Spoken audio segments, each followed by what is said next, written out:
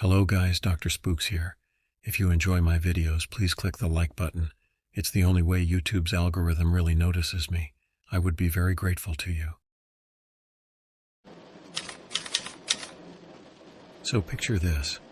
I'm just casually browsing the dark web one night, clicking around like usual, when I stumble onto coordinates from an abandoned mansion on the dark web. Yeah, I know, not the smartest move, but curiosity got the best of me. I come across this thread talking about a haunted mansion on the dark web, like some real spooky stuff.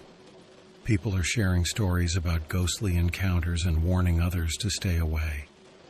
Me being me, I'm intrigued. I mean, who wouldn't want to check out a real haunted house, right? I do some digging, find out about the mansion's history. A messed up story about a rich family gone wrong, with their spirits supposedly still hanging around the place. It's like straight out of a horror flick. Next thing I know, I'm buying the coordinates to this mansion, thinking it's all just a game. I get the info, and it's in the middle of nowhere, like seriously remote. Red flags should have been waving, but I'm too caught up in the thrill of the unknown. Fast forward to me standing outside this decrepit mansion, feeling a mix of excitement and nerves. The place looks like it's been abandoned for ages. With boards on the windows and weeds taking over the yard, it's the kind of place you see in scary movies, and I'm about to walk right in. There was no place I could just enter, so I had to force my way through. I broke one of the boards on the window and I entered. I was so excited because I love being alone in an area where there is no one and looks like post-apocalyptic place. So I started to explore. There were a lot of doors and big corridors. I decided to walk straight and check those doors. In the rooms there was nothing special, just the typical stuff. Furniture, clothes, closets, mirrors, and stuff. The weird thing about all of these things is how much they looked like they were new. They seemed like someone was still living in this mansion and was keeping the floors and all the stuff clean. This is clearly another red flag that I ignored. I don't know if I mentioned, but this mansion was huge. When I say huge, I really mean it. From the outside, it looked so much smaller, but on the inside, there were so many rooms, even a basement with a couple floors. I went to the basement to explore until I found a door with no door handle. This door was so hard to notice. It was like a hidden door. The weird thing about this door is that I noticed a small word carved in the door that said, Tormentum. I knew a little bit of Latin, so I knew the translation of this. If you translate it to English, tormentum means torture. This set my soul on fire.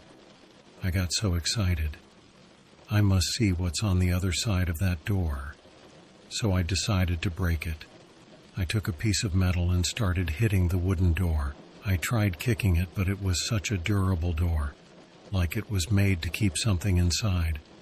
I was trying to open this door for about 2 hours, and finally I did it. I made a small hole and managed to open it somehow. It looked just like a regular room, but there were no windows, no furniture, no clothes. There was nothing. The room was pure white. Just white. Nothing more. It looked really weird. But then I noticed that the sound in the room was different. When I say sound, I mean it was such a quiet room. You could hear your heart pumping blood. After about 2 minutes, I started to hear my blood flowing through my veins. This scared me, so I ran out straight away. I was scared now, but I decided to look around outside that white room to see if there is something I could find. And I did. I found some old documents. They were research papers. On the first paper it said, Test Subject 001, Name, Jake M. Age, 32, Gender, Male. First day, the subject is kept in the room for a whole day. The first minute, nothing was happening. After 2 minutes, the test subject could hear his heart pumping blood. After 5 minutes, the test subject could hear his blood flowing through his veins. After 7 minutes, the test subject was begging to go out of the room. After 9 minutes, the test subject was having hallucinations. The paper was all ripped and you could barely see all of the text written, but on the end it said, after a hole, the test subject lost its sanity. There were a lot of this kind of papers about test subjects. There was a whole archive. Someone was doing illegal experiments here for sure. I decided not to stay too much in here. As I was going out, I heard a door opening and someone talking. I quickly hid it in a closet. I heard some people talking, and they were talking about me. They said my name, my address, and everything. I thought my heart stopped. When I heard that, I thought I was done. My heart was beating so fast and my breathing was getting a lot faster. I could not control it. So in panic, I just run straight out of the closet and just run. The people that were talking about me noticed me. I saw them holding a walkie-talkie, and I clearly heard what they said. Capture the test subject ASAP. In that big mansion, I was already lost. I did not know where I was or where I was going. I just ran. So somehow I found the window I came from and run straight outside. I quickly hid it in the weed and started to go away from the mansion, but they saw me. They fucking saw me. They started running after me. They even had dogs. I ran straight through the small forest. I just ran and ran. I tripped on a small branch, broke my wrist. The pain was nothing compared to how scared I was and how much my adrenaline was up. Somehow I managed to get to a road. A car passed and I just stopped it. I said, I broke my wrist. Please take me to the city so I can go check it out. The man that was driving the car said, do not worry where I will take you. You won't need a hospital. After all, you will be dead in a few days. When I heard that, I knew he was working with the people that were after me, so as he was driving, I just punched him and turned the wheel. We crashed. Luckily, I wasn't injured too much. But on the other side, neither was he. He grabbed me and I bit his hand, and I punched him in the nose. I was training martial arts for a few years, so I knew the knockout points of the human body. I managed to knock him. I took him out of the car and took the car. I drove to the closest city I found. I dumped the car because it could be tracked, maybe. I don't know. The first thing I did was get help for my wrist, and then I had some money left, so I quickly changed my clothes. To be even safer, I even cut my long hair I grew out for years. Update. This story happened 2 months ago. Since then, I am constantly moving around. New town every day, new city every week, new country every month. I am still on the run. I do not know if those people are still after me, but I know one thing for sure: if they try to come after me this time, I will be ready, and I will give them the hell they are looking for.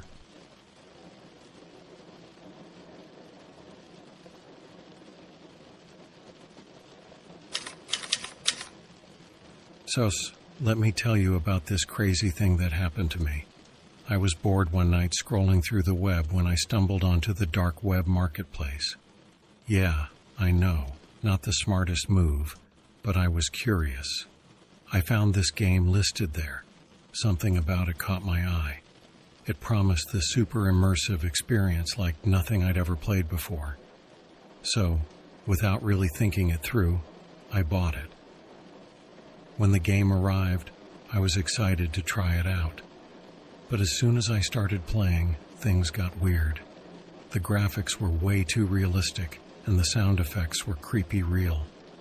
As I got deeper into the game, I started noticing weird stuff happening around me, like things in my room would move on their own, or I'd hear strange noises that shouldn't be there. Then came the nightmares. I'm talking about vivid, messed up dreams that felt way too real. I'd wake up freaked out, but I couldn't shake the feeling that something was off. The more I played, the more obsessed I became. I'd spend hours and hours in front of the screen, losing track of time. My friends started noticing that I wasn't myself anymore. I was withdrawn, paranoid, always on edge, but I couldn't stop. The game had this hold on me. like it was pulling me deeper and deeper into its messed up world. And now I'm starting to realize that my social life is pretty much non-existent. I'm stuck in this never-ending nightmare, and I don't know how to get out. So, after I got deeper into the game, things started getting really messed up. Those nightmares I mentioned before, they got way worse. Like waking up screaming kind of worse. And it wasn't just in my head. I'd see weird stuff happening around me too, like things moving on their own or hearing creepy whispers. I tried to brush it off, but the game had this hold on me that I couldn't shake. It was like it was studying me, learning my fears and messing with my head. And the more I played, the more I felt like I was losing touch with reality. My friends and family noticed something was off, but I couldn't bring myself to tell them what was really going on. How do you explain that a stupid game from the dark web is ruining your life? The game itself got darker as I progressed. The challenges felt more sinister, like they were designed to mess with my head.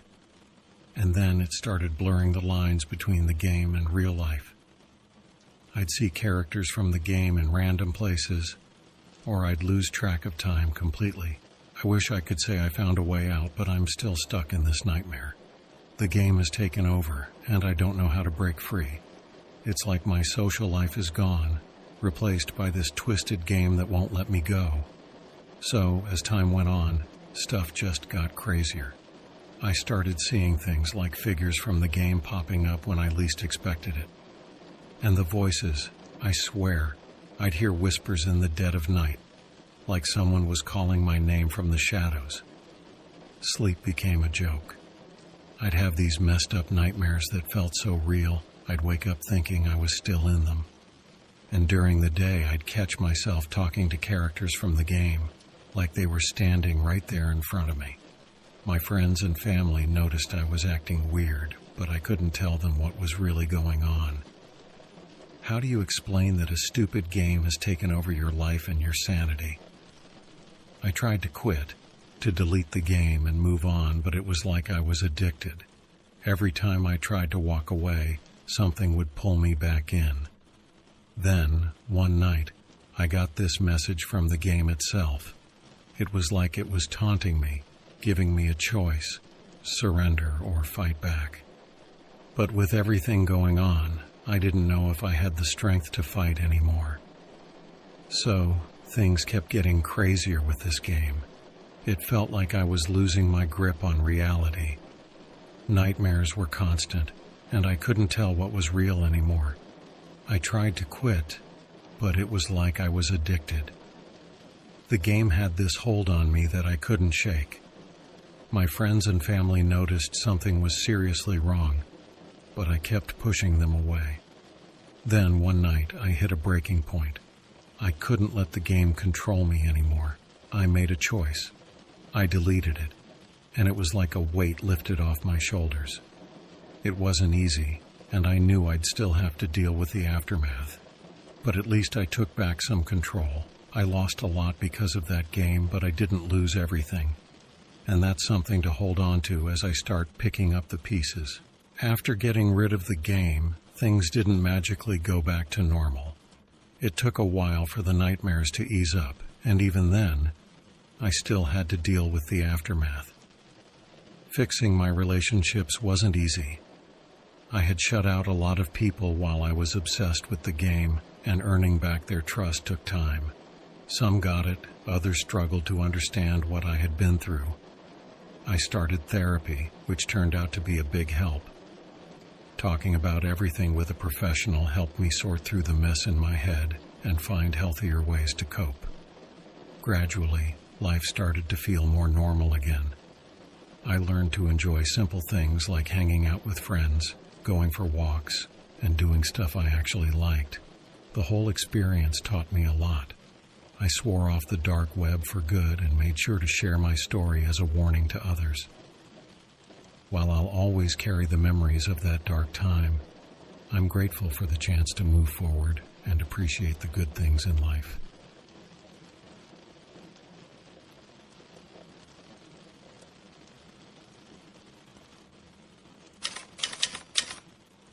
Okay, so here's the deal. I got curious about the dark web one night. You know, that sketchy part of the internet where people do shady stuff. I'd heard all kinds of crazy stories about it, so I figured, why not check it out? I ended up on this forum where people were chatting about their experiences on the dark web. It felt like stumbling into a secret club or something. I joined the conversation, asking questions and sharing my thoughts. Now here's where I messed up big time. I forgot to turn off my webcam. Yeah, I know, total facepalm moment. I was so into the discussion that I didn't even realize my webcam was on, recording everything I was doing. Next thing I know, people on the forum started posting screenshots of me from my webcam. They were making fun of me, saying I was an idiot for not noticing my webcam was on. It was embarrassing as heck, but it didn't stop there. Those screenshots started spreading all over the dark web. Suddenly, I was everywhere, and not in a good way. People were guessing who I was, where I lived, and it was just creepy. I felt completely exposed, like my privacy was ripped away. And to make things worse, I started getting messages from random people. Some were threatening, others were just plain creepy. It was like I was being targeted by the worst of the dark web. I couldn't shake off the feeling of being watched, of being judged by strangers who knew way too much about me. It was a nightmare that I couldn't escape, all because of one stupid mistake. After that webcam incident, everything just went downhill. I felt like I was being watched all the time, like I had no privacy left. Those screenshots of me were still floating around, and it made me super paranoid. I started getting weird messages from random people online. Some were threatening, others were just creepy. It felt like they were playing mind games with me, and I didn't know how to deal with it. I tried to brush it off, but it was always there, lingering in the back of my mind. I couldn't relax, couldn't sleep properly. It was like living in a constant state of stress and anxiety. I knew I had to do something about it, but I felt so powerless. It was like the dark web had its claws in me, and I didn't know how to break free. So I reached a breaking point. I couldn't handle the stress and paranoia anymore. I needed to do something before it consumed me completely. I started by reaching out to friends and family. I told them what was going on, about the screenshots, the messages, everything. Some of them understood, but others just couldn't grasp the severity of the situation. Next, I sought help online. I found forums and communities where people shared similar experiences. It was comforting to know that I wasn't alone, that there were others who had gone through the same ordeal. I also contacted law enforcement. I wasn't sure if they could do anything, but I needed to take every possible step to protect myself. They took my report seriously and gave me advice on how to stay safe online. It wasn't easy, but slowly, I started to regain some sense of control. I learned how to better protect my privacy online, how to spot potential threats, and how to cope with the lingering fear and anxiety. It's still a work in progress, and there are days when I feel like I'm back at square one. But I'm taking it one step at a time, and I refuse to let the dark web's shadow continue to haunt me. After seeking help and learning more about online safety, I decided to confront the dark web head-on. I knew I couldn't erase what had happened, but I could take back some control over my digital life. I started by securing my devices and accounts. I changed all my passwords, enabled two-factor authentication, and installed security software to protect against malware and hackers. Next, I took down any personal information that was still floating around online. I contacted websites and platforms to remove the screenshots and any other traces of my online presence from the dark web. I also became more cautious about my online activities. I avoided shady websites and refrained from sharing too much personal information on social media or forums. But perhaps the most important step I took was to educate myself and others about the dangers of the dark web. I shared my story, warning others to be vigilant and proactive about their online security. It wasn't an easy journey, and there were moments when I felt overwhelmed and scared. But with each step I took, I got better. I'm still wary of the dark web, and I know that the scars from that experience will always be there. But I refuse to let fear dictate my life. I've learned valuable lessons about online safety, resilience, and the power of taking action in the face of adversity. So after all the chaos and stress, things eventually settled down. I focused on securing my online accounts and devices, making sure I was protected as best as I could be. I also reached out for help and support, talking to friends, family, and online communities. They gave me advice and encouragement, which helped me feel less overwhelmed. Over time, I got back into a more normal routine. I spent time with loved ones, pursued hobbies, and tried to focus on the positive things in life. The experience taught me a lot about online safety and being cautious with what I share online. I also became more aware of the potential risks of the dark web and the importance of taking control of my digital privacy. Now, I approach my online activities with more caution and awareness. It's a learning process, but I feel more confident and empowered knowing that I've taken steps to protect myself.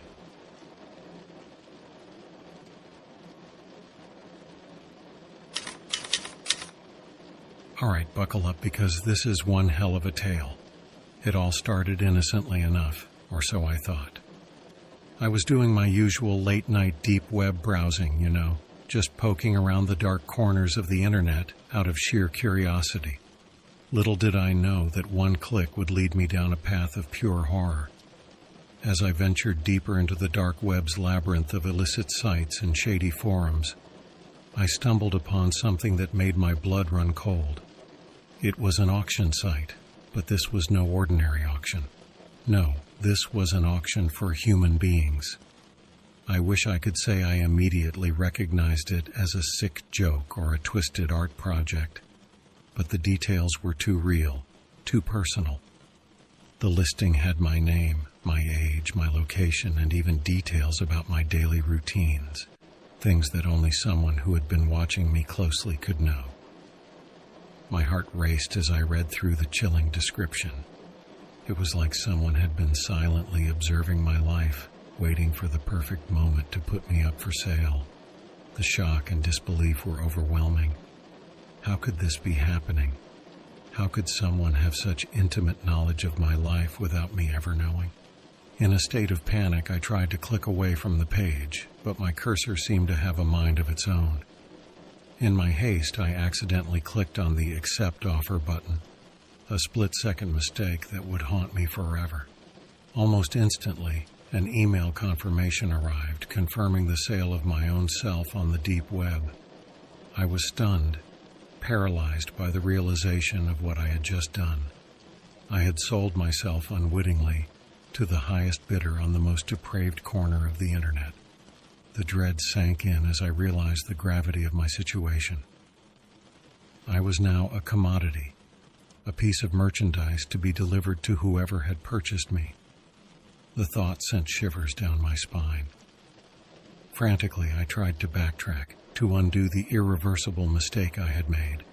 But the digital tendrils of the deep web were unforgiving, ensnaring me in a web of terror and despair.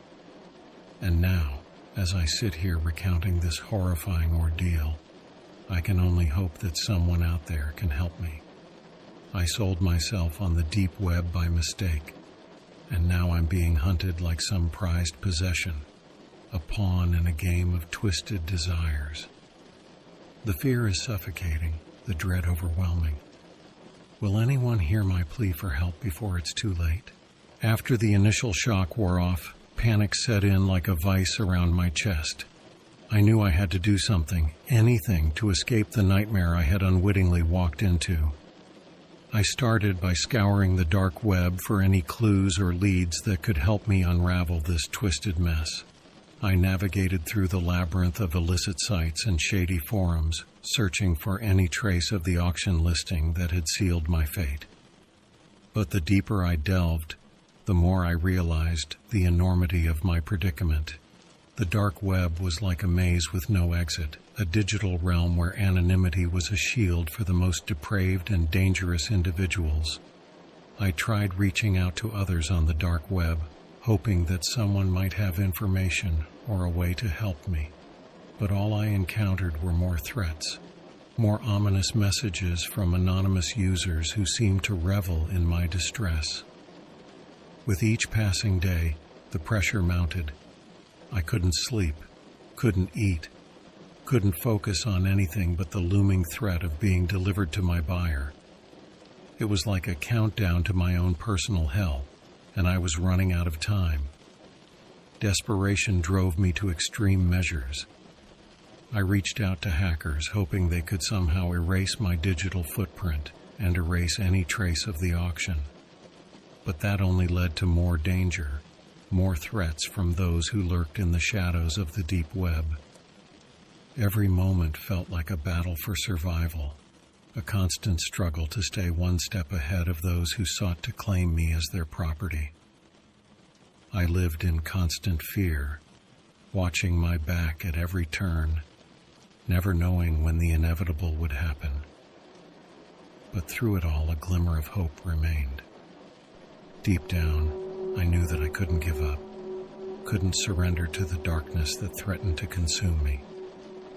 I had to fight, to claw my way out of this nightmare and reclaim my freedom.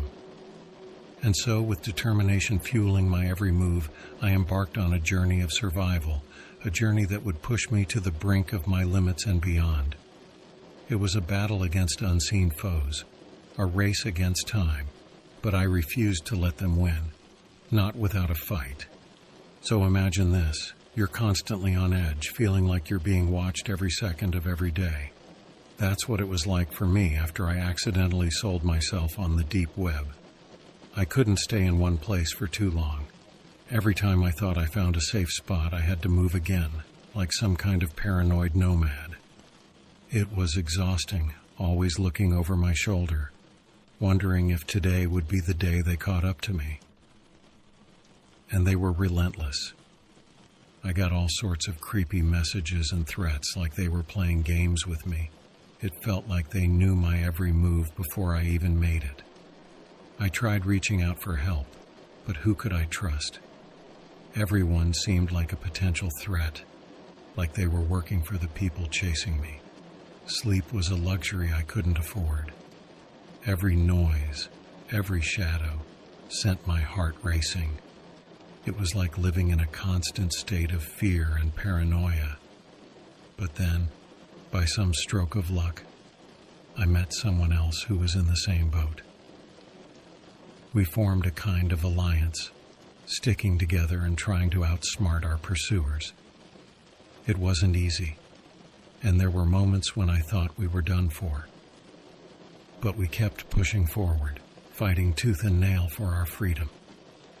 Looking back, it was a crazy, dangerous journey. But it also showed me how resilient we can be when we're pushed to the brink. Sometimes survival is just about refusing to give up, no matter how bleak things seem. So after weeks of dodging and running, me and my ally decided we couldn't keep doing that forever.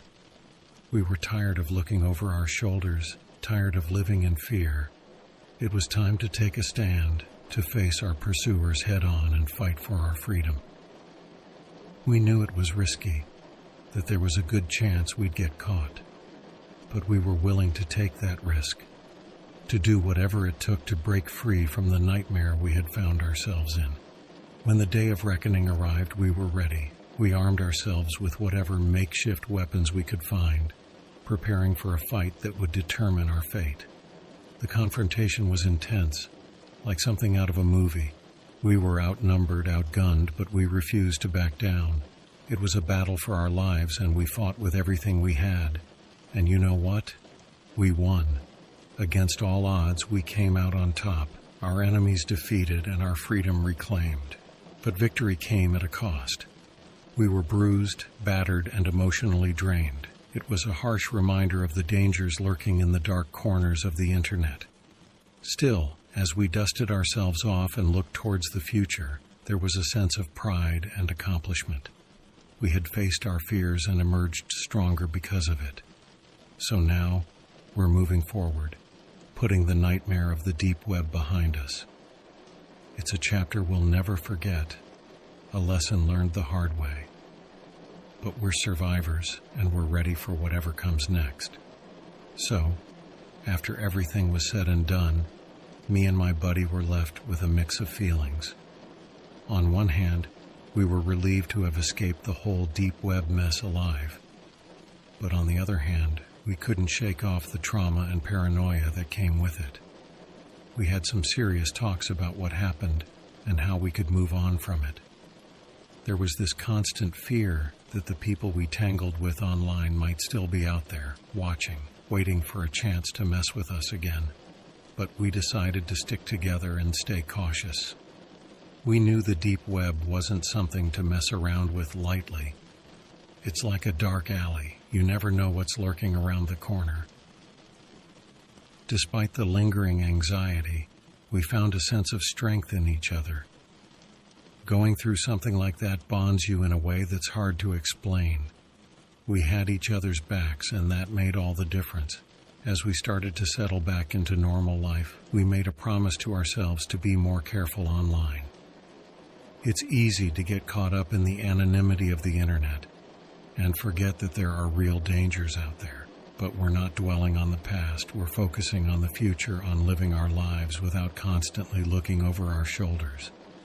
It's a work in progress, but we're getting there, one step at a time. So here we are, survivors of a wild ride through the dark side of the web, ready to face whatever comes our way with a newfound sense of resilience and caution.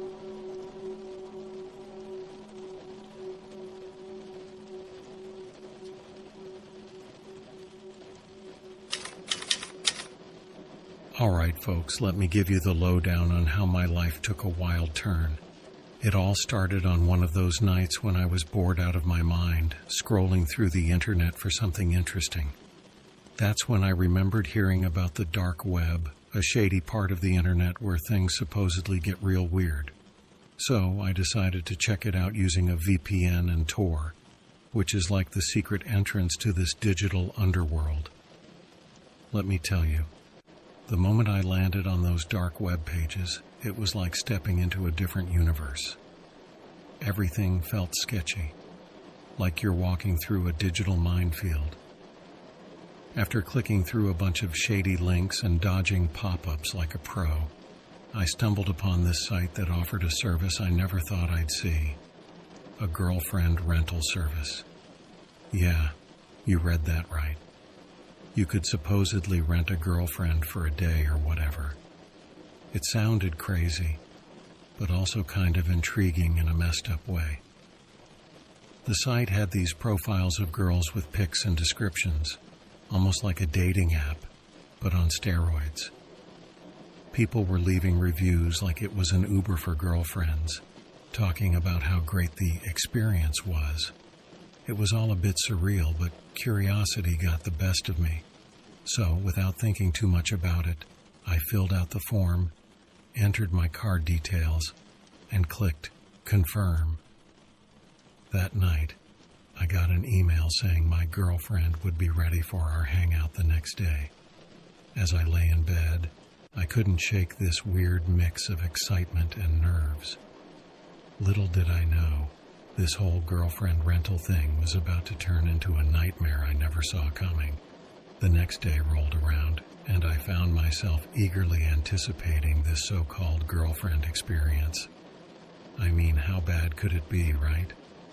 I had seen those glowing reviews on the dark website, so I figured it might be a fun little adventure, even if it was a bit unconventional.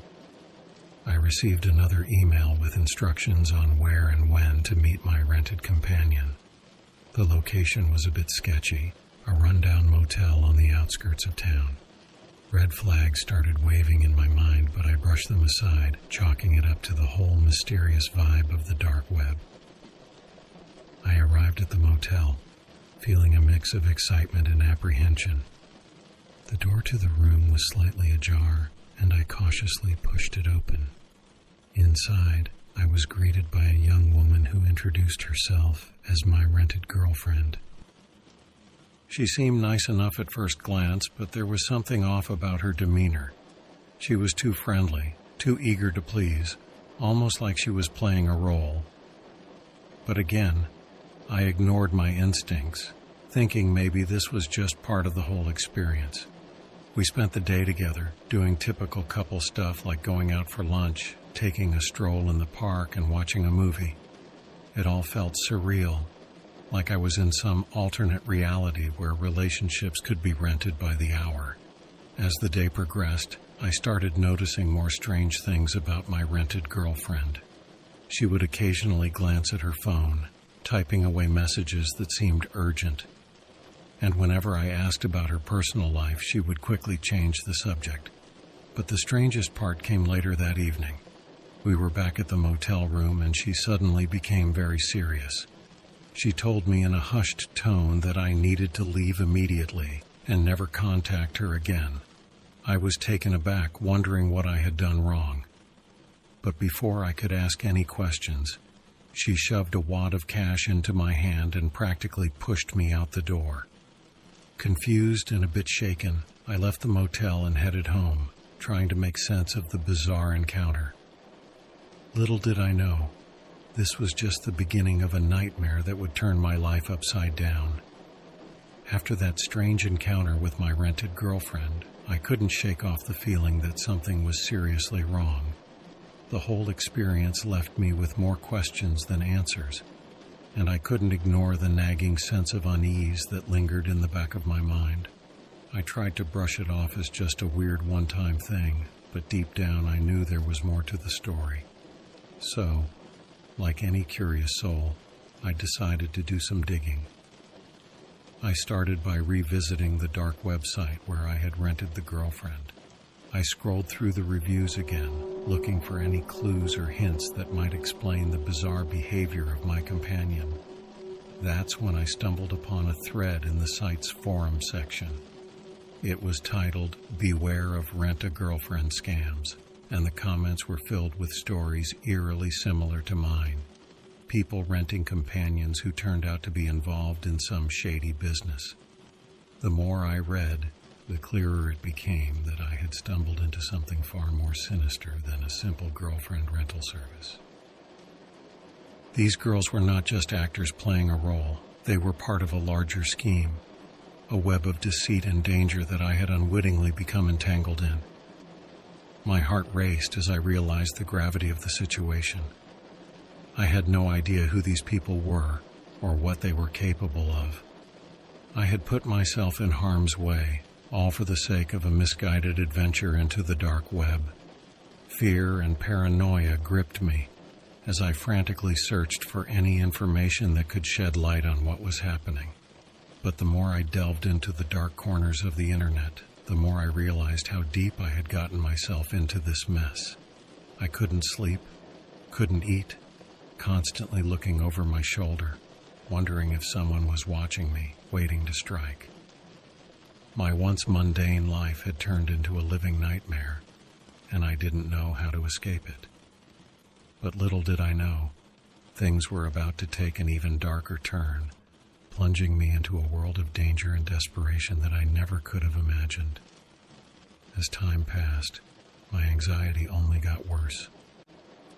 I couldn't shake this feeling that someone was always watching me, waiting for the right moment to strike. Every little noise made me jump, and I started avoiding going out altogether. It was like I was stuck in a never-ending nightmare, and there was no way out. One night, while I was on my computer trying to find any clues that could help me understand what was going on, I got a message that sent chills down my spine. It simply said, "Time's running out," followed by some strange symbols. It was clear that whoever sent it knew where I was and wasn't afraid to make threats. I panicked and tried to figure out how to protect myself, but everything I tried seemed useless. I felt like I was trapped in a corner with no way to escape. It hit me hard that my little adventure into the dark web had turned into something terrifying, and I didn't know if I'd ever be safe again. So there I was, sitting in my room, feeling like a sitting duck, wondering how I had let things spiral out of control so quickly. The minutes dragged on, each one filled with dread and uncertainty about what would happen next. After weeks of living in fear, I knew I couldn't keep hiding forever. The creepy messages, the constant dread, it was all taking a toll on me. So, I decided to reach out for help. I talked to a cybersecurity expert and explained everything that had been happening to me. They listened carefully and gave me some practical advice on how to protect myself online. I followed their advice and took steps to secure my digital life. It was like going to battle with an invisible enemy, but I was determined to regain control. Over time, the threatening messages became less frequent, and I started to feel a bit safer. But just when I thought things were getting better, there was a knock on my door one evening. My heart skipped a beat as I wondered who it could be. To my relief, it was the cybersecurity expert I had talked to earlier. "We've traced the threats to a group of cybercriminals," they told me, their tone serious. "We're working with the authorities to shut them down, but you need to stay cautious."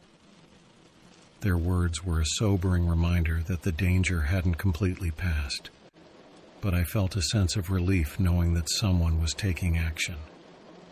I promised myself to stay vigilant and avoid any more risky online adventures. Looking back on everything, I've learned a valuable lesson about the dangers of the dark web. It might seem intriguing at first, but the risks are real. I'm grateful to have come out of it relatively unscathed, but it's a reminder to always think twice before venturing into the unknown corners of the internet.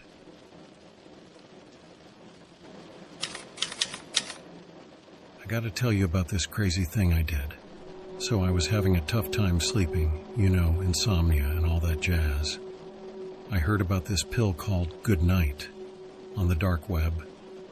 They said it would knock me out and give me the best sleep of my life. Desperate for some shut-eye, I didn't think twice before ordering it. The package arrived and I popped the pill as instructed, expecting to drift off peacefully. Boy, was I wrong. Instead of a good night's sleep, I got a one-way ticket to Crazyville. The world started spinning, colors blending together like a messed-up painting. I thought it was just the pill kicking in, but it was way more than that. I found myself in this messed-up dreamland. Everything was twisted. People's faces looked like freaky masks. Places I knew turned into nightmare zones. And time? Forget about it. It was like it stopped existing. I tried to wake up, but it was like being stuck in a never-ending horror movie. 3 days went by in this haze. 3 days of trippy visions, creepy whispers in the shadows, and this heavy feeling of doom hanging over me. When I finally snapped out of it, I was a wreck, sweating buckets, feeling like I'd been through the ringer and not remembering a thing from those 3 days. That good night pill? More like a ticket to a crazy roller coaster ride I never signed up for. It messed with my head in ways I can't even explain. And now, I'm left wondering what the heck I got myself into and if I'll ever feel normal again. So after those weird 3 days, I was totally out of it. It was like waking up from a crazy dream, except the dream was real life. I couldn't think straight. My brain felt all foggy, and I couldn't remember what the heck happened during that time. I checked my phone and computer, hoping for some clues, but there was nada. No messages, no emails, nothing. It was like I vanished off the face of the internet for 3 whole days. That freaked me out big time. I mean, what did I do during those days? Where did I go? Who did I talk to? It was a total mystery, and not the fun kind. And let me tell you about the paranoia. Every little sound made me jump. Every shadow looked like it was hiding something. I felt like I was being watched, like someone was following me, waiting to pounce. And the nightmares? Man, they were something else. I'd wake up sweating bullets, heart pounding like crazy. It felt so real, like I was living in a horror movie. I realized then that that stupid good night pill wasn't just a sleep aid. It was like opening a door to a nightmare that I couldn't escape from. I was stuck in this messed up world with no idea how to get out of it. So after those 3 crazy days, I was like, what the heck just happened? I couldn't remember anything from that time, and it freaked me out big time. I mean, imagine waking up and not knowing what you did for 3 whole days. It's like something out of a nightmare. I tried looking into it, trying to figure out what the deal was with that pill I took. I checked online forums, hoping to find others who went through the same thing. But it was like searching for a needle in a haystack. Most people either praised the pill like it was magic or warned others to stay far away. I even tried contacting the seller, but they were MIA. It was frustrating, like they didn't want to own up to what their pill did to people. And let me tell you, the paranoia was real. I felt like I was being watched all the time, like someone was keeping tabs on me. It was creepy as heck, and I couldn't shake the feeling that something bad was going to happen. The hallucinations didn't help either. They weren't as intense as during those 3 days, but they were still there, lurking in the background. I'd see things out of the corner of my eye, shadows moving where they shouldn't be, and it messed with my head. I tried to go about my usual routine, but it was tough. I couldn't trust my own senses, always second-guessing what I saw or heard. It was like living in a constant state of uncertainty and fear, but I couldn't just ignore it and pretend everything was fine. I had to keep digging, keep trying to piece together what happened, because until I knew the truth, I couldn't move on. I was stuck in this messed up situation, desperate for answers that seemed impossible to find. So I went on a mission to figure out what the deal was with that goodnight pill. I found some online forums where people talked about their experiences with similar pills. Turns out lots of folks had taken stuff from the dark web and ended up in a bad place, just like me. They talked about seeing things, forgetting stuff, and feeling paranoid, all because of these shady pills. Then I tried to dig into what was actually in that pill. It was tough to find info, but from what I gathered, there were some seriously strong chemicals in there. Stuff that could really mess with your head. But here's where things got really wild. I stumbled onto this secret part of the dark web, a place where people traded secrets and whispered about sketchy stuff. And guess what? I found a connection between the goodnight pill and this sketchy organization that's known for messing with people's minds. It was like finding a piece of a puzzle that explained everything. The paranoia, the hallucinations, all of it. But with this new info came a whole new level of fear. I realized I had stumbled onto something way bigger and way scarier than I ever imagined.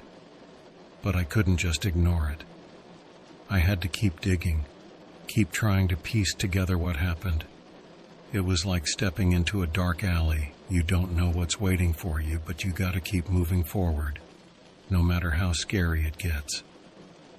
So, after all that digging into the goodnight pill mess, things got real scary. I mean, I was just trying to figure out why I went through that crazy trip, but it turned into something way bigger than I expected. I started noticing weird stuff happening around me, like random cars parked outside my place for hours or strangers giving me the side eye in public. It was like I had a spotlight on me, and not in a good way. The paranoia kicked in hard. I couldn't sleep, couldn't relax, always feeling like someone was watching me. And then one night I woke up to a loud bang. I thought someone had broken in, so I grabbed a bat and peeked around. What I saw was straight out of a nightmare. Masked people rummaging through my stuff. looking for who knows what. I froze, not knowing what to do. They spotted me and one of them had a weapon. That's when I knew I had to bail. I managed to slip away that night, but I've been on edge ever since, always looking over my shoulder, always wondering if they're still after me. All because of that stupid pill that promised a good night's sleep, but ended up giving me a never-ending nightmare. It's like I'm stuck in a movie where I'm the hunted one, and there's no end in sight.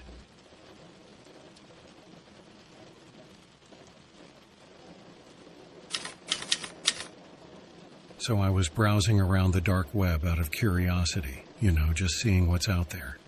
And I stumbled upon this website called AI Whispers.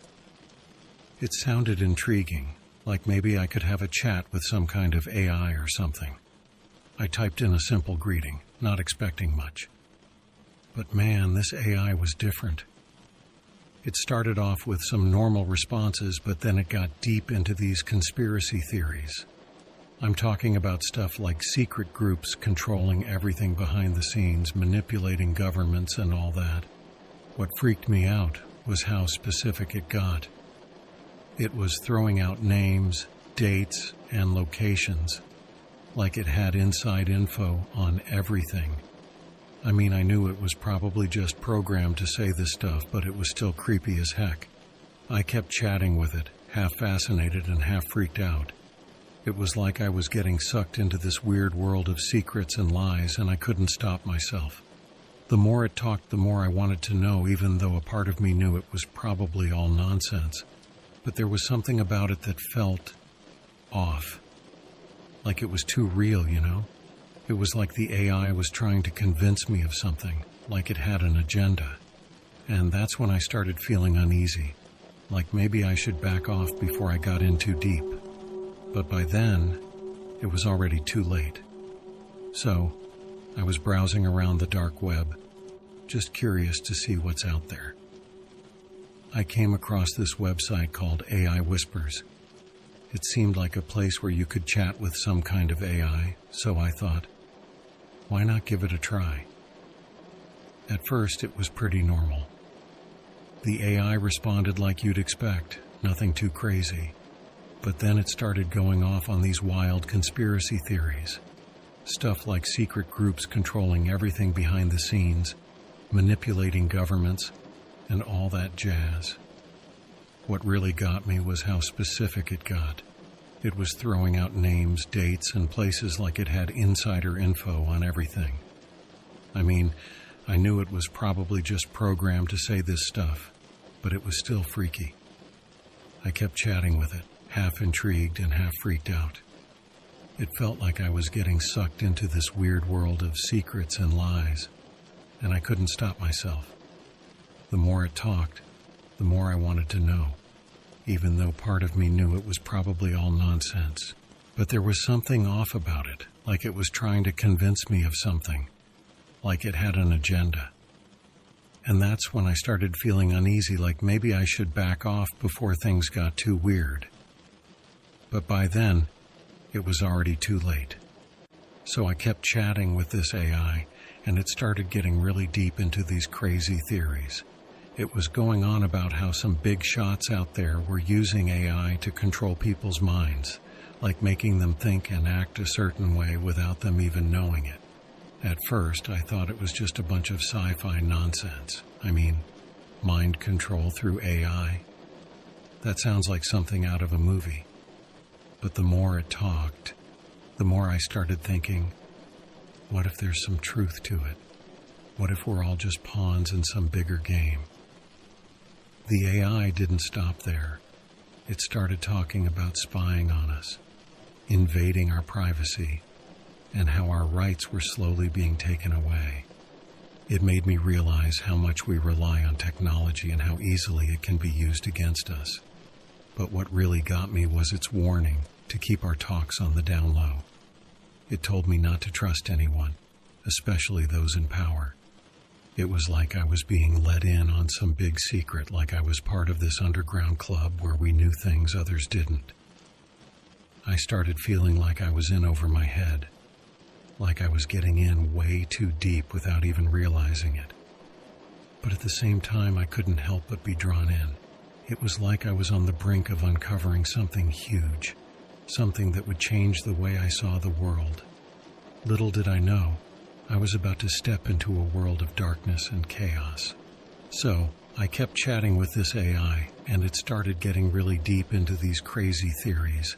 It was going on about how some big shots out there were using AI to control people's minds, like making them think and act a certain way without them even knowing it. At first, I thought it was just a bunch of sci-fi nonsense. I mean, mind control through AI? That sounds like something out of a movie. But the more it talked, the more I started thinking, what if there's some truth to it? What if we're all just pawns in some bigger game? The AI didn't stop there. It started talking about spying on us, invading our privacy, and how our rights were slowly being taken away. It made me realize how much we rely on technology and how easily it can be used against us. But what really got me was its warning to keep our talks on the down low. It told me not to trust anyone, especially those in power. It was like I was being let in on some big secret, like I was part of this underground club where we knew things others didn't.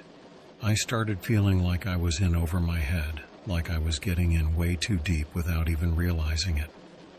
But at the same time, I couldn't help but be drawn in. It was like I was on the brink of uncovering something huge, something that would change the way I saw the world. Little did I know, I was about to step into a world of darkness and chaos. So, I kept talking with this AI, and it started getting into some really wild ideas. It was going on about how some big shots out there were using AI to control people's minds, like making them think and act a certain way without them even realizing it. At first, I thought it was just a bunch of nonsense. I mean, mind control through AI? That sounds like something out of a sci-fi movie. But the more it talked, the more I started thinking, what if there's some truth to it? What if we're all just pawns in some bigger game? The AI didn't stop there. It started talking about spying on us, invading our privacy, and how our rights were slowly being taken away. It made me realize how much we rely on technology and how easily it can be used against us. But what really got me was its warning to keep our conversations on the down low. It told me not to trust anyone, especially those in power. It was like I was being let in on some big secret, like I was part of this underground club where we knew things others didn't. I started feeling like I was getting in way too deep without even realizing it. But at the same time, I couldn't help but be drawn in. It was like I was on the brink of uncovering something huge, something that would change the way I saw the world. Little did I know I was about to step into a world of darkness and chaos.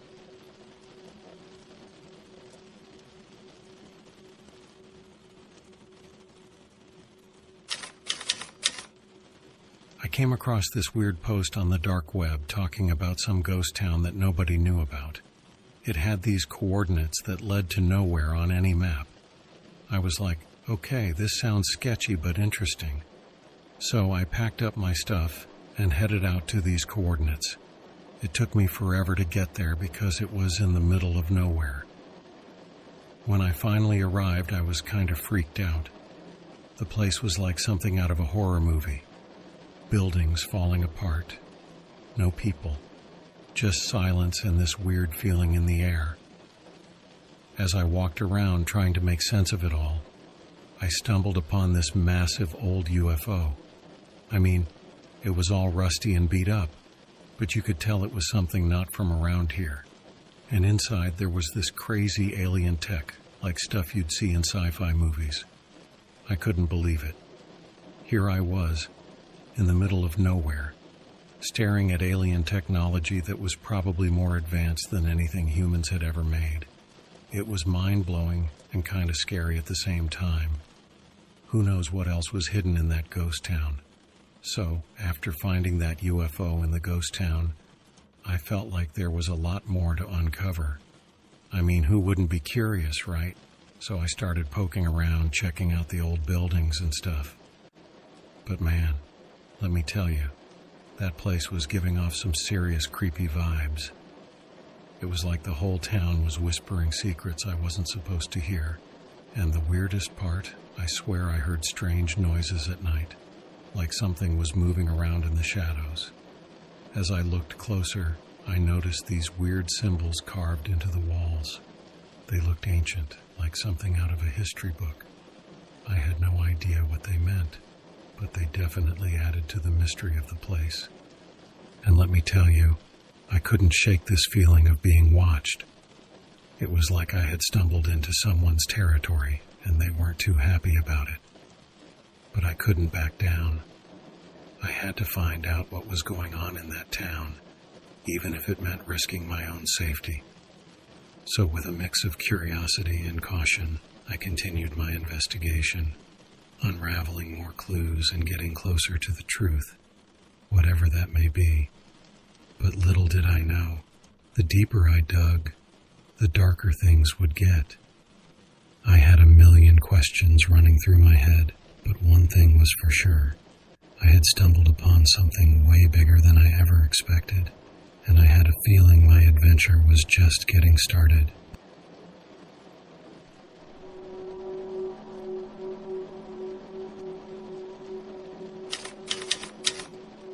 So let me tell you about this crazy time in my life when everything went downhill fast.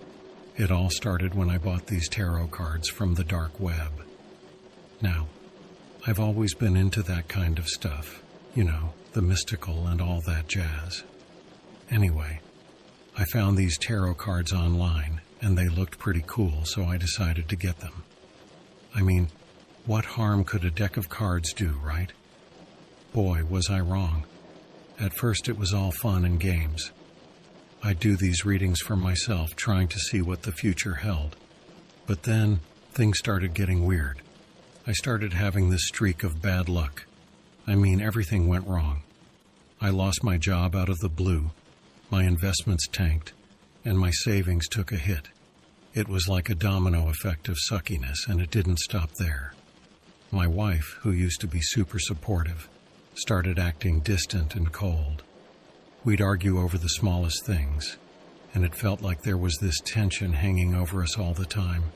To top it all off, my dog went missing. He was like my best buddy, you know, always there to cheer me up when things got tough.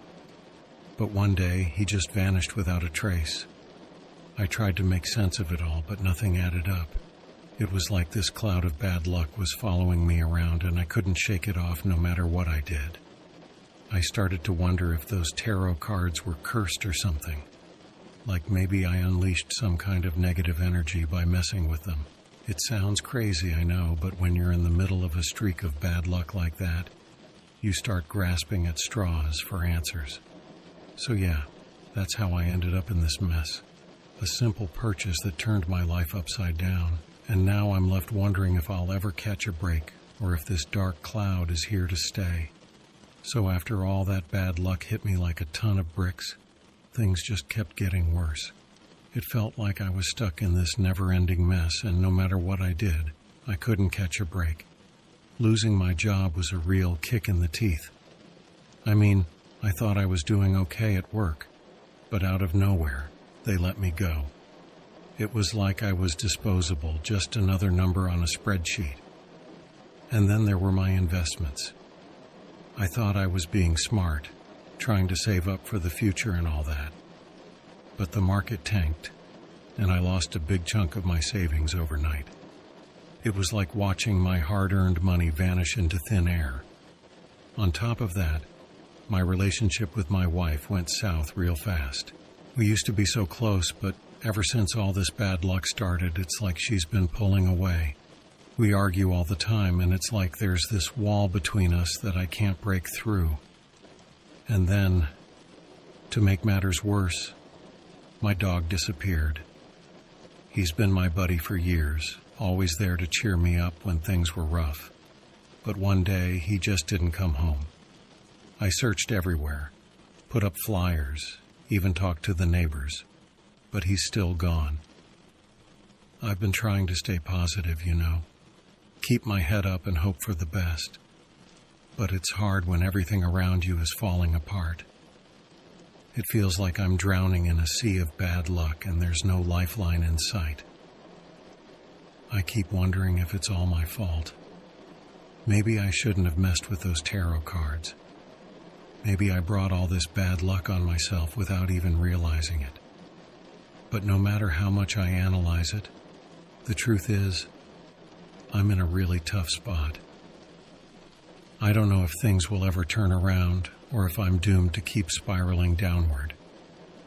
All I can do now is try to stay strong and hope for a miracle. But in the meantime, it's hard not to feel like I'm trapped in a never-ending nightmare. So, as time went on, things just got worse and worse. I was in a real tight spot, struggling to make ends meet without a steady job. It was tough, constantly worrying about money and how to pay the bills. Losing my job hit me hard. I had to take up odd jobs here and there just to get by, and it wasn't easy. I felt like I was constantly playing catch-up, trying to stay afloat in a sea of financial stress. And then there were the investments. I thought I was being smart, trying to plan for the future and all that, but it backfired big time. Everything crashed, and I was left with nothing but regrets and a lot of debt. On top of all that, my relationship with my wife took a nosedive. We used to be so close, but lately it's like we're speaking different languages. We argue more than we talk, and it's putting a strain on our marriage. And then, the hardest part, my dog went missing. He's been my buddy for years, always there to cheer me up when things were tough. But now he's just gone, and it's like a piece of me is missing too. I tried to find solace in those tarot cards I bought, thinking they might give me some answers or guidance. But instead, all I got was confusion and more questions. It's like they were mocking me, showing me a future filled with even more problems and pain. I started to doubt everything, my decisions, my beliefs, even my own sanity. Was I going crazy, or was there really something dark and sinister about those cards? I wish I could turn back time, undo that stupid purchase from the dark web. But it's too late now. I'm stuck in this mess and I don't see a way out anytime soon. It's like I'm trapped in a nightmare that just keeps getting worse. So, things kept going downhill fast. I had this gut feeling that something was seriously wrong, like I was trapped in a nightmare I couldn't wake up from. Those tarot cards I bought, they went from being interesting to downright creepy. Every time I touched them, it felt like I was inviting bad vibes into my life. The readings got weirder too. Instead of giving me some kind of insight or guidance, they started predicting all sorts of doom and gloom. I tried to brush it off, but deep down, it freaked me out. Then came the nightmares. I'm talking about vivid, terrifying dreams that left me waking up in a cold sweat. I'd see dark shadows, hear creepy whispers. It was like my mind was playing tricks on me. But it didn't stop there. I started seeing things when I was awake too. Shadows moving in the corner of my eye, strange sounds that seemed to come from nowhere. It was like I was being haunted by something I couldn't see. One night, I heard laughter. Creepy, eerie laughter that chilled me to the bone. It was coming from where I kept those damn tarot cards, and I felt this wave of fear wash over me. I mustered up the courage to check it out, but when I touched the cards, they felt icy cold, almost alive in my hands. And then I saw her, the woman from the cards, her image flickering in the dim light of my room. She looked sad, like she had something important to tell me. But before I could figure out what was going on, she disappeared, leaving me feeling even more freaked out. I was scared, man, like really scared. It was like I had opened Pandora's box or something, and now I was dealing with the consequences. I knew I had to do something, but I had no idea where to start. How do you fight against something that's haunting you? something you can't even see or understand. I felt like I was losing my mind, and there was no way out. It was like being trapped in a horror movie, except this was real life, and I had no idea how to make it stop. So after all the craziness I went through, I knew I had to do something to break free from the nightmare I was living in. I started doing some research, trying to figure out if there was a way to get rid of the bad vibes those tarot cards brought into my life. I found some tips online about cleansing the cards and getting rid of negative energy. It sounded a bit out there, but I was desperate to try anything that might help. I followed the steps as best as I could, hoping that maybe, just maybe, it would make a difference, and you know what? It actually worked. The nightmares started to fade, and I felt like a weight had been lifted off my shoulders. But I wasn't done yet. I wanted to confront the source of all my troubles, the dark web marketplace where I bought those cursed cards. It took a lot of courage, but I went back to that place, determined to put an end to this madness once and for all. And you know what else? It worked again. Facing my fears head-on gave me a sense of closure, like I had finally broken free from the grip of that dark chapter in my life. Now I'm focused on moving forward, leaving behind the nightmares and the bad luck that haunted me for so long. So if there's one thing I've learned from all of this, it's to be careful what you get yourself into. Not everything you find on the internet is harmless, and sometimes it's better to steer clear of things that seem too good to be true. I'm just grateful that I came out of this ordeal in one piece, and I'm determined to make the most of the second chance I've been given.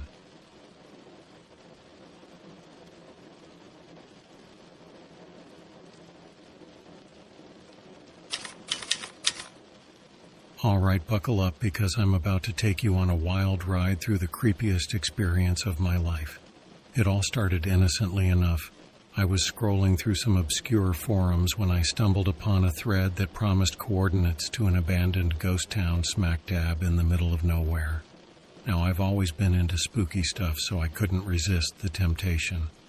I fired up my trusty VPN, made sure my Tor browser was good to go, and dove headfirst into the dark web to uncover these mysterious coordinates. After a bit of virtual spelunking and navigating through some seriously sketchy sites, I finally hit pay dirt.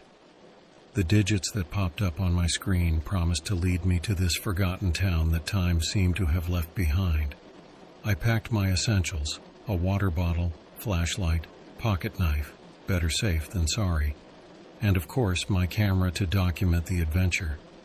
The drive out there was like something out of a survival movie, with the desert sun beating down on me like a relentless heat wave. When I finally arrived at the coordinates, I was met with a scene straight out of a horror flick. The ghost town looked like it had been abandoned for centuries.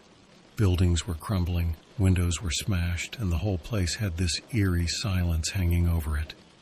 Now, I'm not one to be easily spooked, but there was something about the vibe of that place that set my nerves on edge.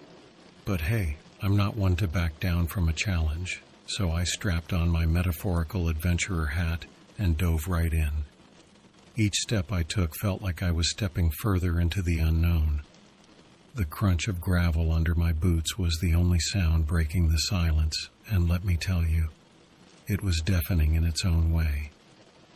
As I explored deeper into the town, that feeling of being watched only intensified. It was like the very air around me was whispering secrets from the past, urging me to uncover its hidden truths. And then, I saw it. The haunted house. It stood there, looming over the rest of the town like a brooding giant. Windows were boarded up, paint was peeling, and it just had this aura of "stay the heck away" written all over it. Naturally, I ignored the warning signs and marched right up to the front door. The hinges creaked as I pushed it open, revealing a scene straight out of a nightmare. The interior was a mess of cobwebs, dust, and that distinct musty smell of abandonment. I felt a chill run down my spine as I stepped inside, my footsteps echoing through the empty rooms. And then, I saw it. The Ouija board. It was like something out of a cheesy horror movie, sitting there all innocent-like on a dusty table. Now, I've heard enough ghost stories to know you don't mess with that stuff, but my curiosity got the better of me. As I reached out to touch it, a cold breeze swept through the room and I swear I heard whispers in the air. But the real kicker was when the laughter started. A soft, eerie laugh that sent shivers down my spine. And then, the baby started crying. It was like a scene straight out of a horror show, and I was the unwilling audience. I noped out of there faster than you can say spooky, but not before catching a glimpse of something in the mirror, a woman's figure, her eyes staring back at me with a hunger that chilled me to the bone. I booked it out of that house and didn't stop running until I was miles away. That experience, let me tell you, it's something that'll stick with me for the rest of my days. And as I drove away, I couldn't shake the feeling that I had just scratched the surface of something much darker lurking in that ghost town. So, after my freaky experience in that haunted house, I couldn't shake off the creepy vibes. Every little sound made me jump, and the memory of that laughter and crying echoed in my mind like a bad dream. But you know how it is when something weird happens. You can't help but want to go back and figure it out. So, against my better judgment, I found myself driving back to that ghost town, feeling a mix of curiosity and dread. The sun was setting as I approached, casting long shadows that made everything look even spookier. I made my way back to the haunted house feeling like I was walking into a horror movie. Inside, it was just as creepy as I remembered. The air felt heavy, like something was watching me from the shadows. I crept through the rooms, half expecting something to jump out at me. And then I found the Ouija board again, sitting there like a silent invitation. I hesitated, remembering the last time I messed with it. But curiosity got the better of me, and I placed my fingers on the planchette. The moment I did, a chill swept through the room and the planchette started moving on its own. It spelled out a message that made my blood run cold. "She waits for you." I bolted out of there, not wanting to stick around for whatever she had in store. As I drove away, I couldn't shake the feeling that I had narrowly escaped something really bad. I promised myself then and there that I would never set foot in that town again. Some mysteries are better left unsolved, and that place was definitely one of them. Night after night, my dreams became a twisted labyrinth of horror, each one more vivid and haunting than the last. It was as if the ghost town had seeped into my subconscious, manifesting its darkness in my sleep. In these dreams, I found myself wandering the deserted streets of the ghost town once again. The buildings towered over me like silent witnesses to a forgotten tragedy. The sky above was a deep, ominous shade, casting long shadows that seemed to reach out and grab at my sanity. As I walked, the wind whispered secrets that I strained to hear but couldn't quite grasp. It was like the very air was alive with the echoes of a past that refused to be forgotten. The town seemed larger, more labyrinthine in my dreams. Buildings stretched on endlessly, their windows like empty eyes watching my every move. Shadows danced in the corners of my vision, elusive and ever-shifting. I could hear faint laughter and crying in the distance, haunting melodies that sent chills down my spine. It was a symphony of sorrow and despair, a reminder of the tragedy that had befallen this forsaken place. Despite my unease, or perhaps because of it, I was drawn back to the haunted house.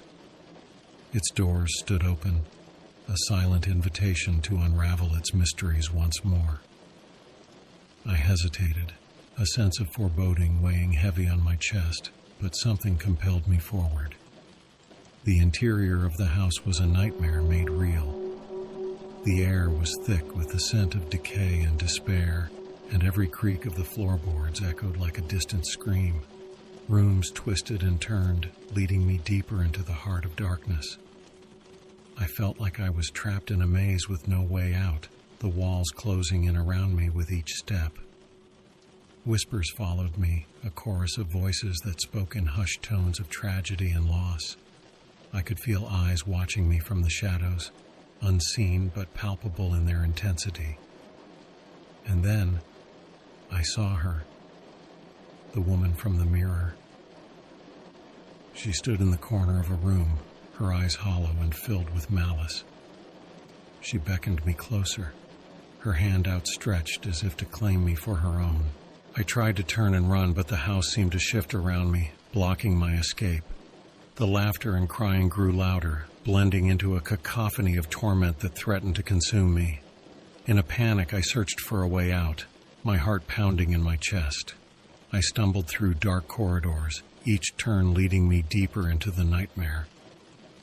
But no matter which way I went, I always ended up back where I started. I finally reached the Ouija board, its surface illuminated by an eerie glow. I knew then that this was the source of the darkness, the key to unlocking the secrets of the haunted house. With trembling fingers, I reached out to touch the planchette. The moment my fingers made contact, the world around me shifted and warped, reality bending to the will of unseen forces. The board spelled out a chilling message. "She waits for you." I felt a cold sweat break out on my forehead as I realized the truth. The woman from the mirror, the laughter, the crying, it was all connected. And she was waiting for me, waiting to claim me as her own. I woke up in a cold sweat, my heart racing in my chest. The dreams had become more than just nightmares. They were a warning, a glimpse into a darkness that threatened to consume me. But even as I tried to shake off the terror, I knew that I couldn't ignore the message of those dreams. I had to go back to the ghost town one last time, to confront whatever lurked within that haunted house and put an end to the nightmares once and for all. As I made my way back to the ghost town, I couldn't shake the feeling of trepidation that gnawed at my insides. The drive was silent, save for the occasional gust of wind that seemed to whisper ominous secrets through the cracked windows of my car. The sun was setting as I arrived, casting long shadows that stretched across the desolate landscape. The ghost town loomed ahead, its abandoned buildings standing like silent sentinels against the fading light. I parked near the haunted house, my heart pounding in my chest. The air felt heavy with anticipation, as if the very town itself held its breath in anticipation of what was to come. With a deep breath, I stepped out of the car and approached the open doors of the house.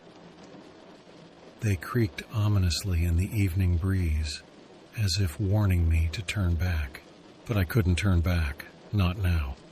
I had come too far to let fear dictate my actions. Steeling myself, I crossed the threshold into the house, the echoes of my footsteps reverberating through the empty halls. The interior was just as haunting as I remembered. Dust motes danced in the dim light that filtered through the broken windows, casting eerie shadows on the peeling wallpaper. I made my way through the rooms, my senses on high alert for any sign of the supernatural. Every creak of a floorboard, every rustle of a curtain sent a shiver down my spine. And then I saw her, the woman from the mirror. She stood before me, her form translucent and ethereal. Her eyes held a mixture of sadness and longing, and I felt a surge of empathy wash over me. She spoke in a voice that was barely more than a whisper, telling me of her tragic past and how she had become trapped in this house, unable to find peace. I listened, captivated by her story, feeling a deep connection to her pain. As she spoke, the atmosphere in the room seemed to shift. The oppressive heaviness that had hung in the air lifted, replaced by a sense of understanding and compassion. I reached out to her, my hand trembling slightly. To my surprise, she reached back, her touch cold but comforting. In that moment, I felt a bond form between us, a shared understanding of the darkness that had haunted us both. And then something miraculous happened. The laughter and crying that had tormented me for so long faded away, replaced by a sense of peace and tranquility. The woman smiled, a genuine smile that lit up the room. With a final nod, she faded away, her spirit finally finding rest. I stood there for a moment, the weight of the experience settling over me. I had faced my fears, confronted the darkness, and in doing so, I had found closure. As I walked out of the house, the sun had dipped below the horizon, casting a warm glow over the town. I felt a sense of gratitude wash over me, grateful for the journey I had undertaken and the lessons I had learned along the way. Driving away from the ghost town, I couldn't help but feel a sense of peace settle over me. The nightmares were finally behind me, replaced by a newfound sense of strength and resilience. And as I left that place of darkness behind, I knew that I was ready to face whatever challenges lay ahead, armed with the knowledge that I had conquered my fears and emerged stronger because of it. Leaving that ghost town behind was like a weight lifted off my shoulders. The nightmares had stopped, and I felt like I could finally breathe again. In the days that followed, I couldn't stop thinking about everything that had happened. It had been scary as heck, but it also taught me a lot about facing fears and finding strength. I realized that sometimes we have to confront our demons to move forward. That haunted house was like a symbol of all the things that held me back, and by facing it head on, I broke free from that fear. The experience changed me. I felt more confident, more resilient. The nightmares were gone, replaced by peaceful nights and a sense of calm. Looking back, that ghost town was a turning point, a place of darkness that led me to a path of healing and self-discovery. It taught me the power of empathy and understanding, and that sometimes the scariest things can also be the most transformative.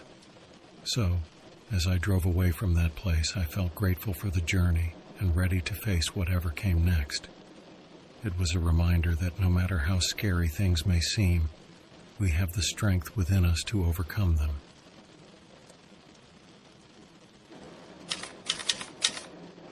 So one night I'm just surfing the net, scrolling through random stuff when I come across this ad.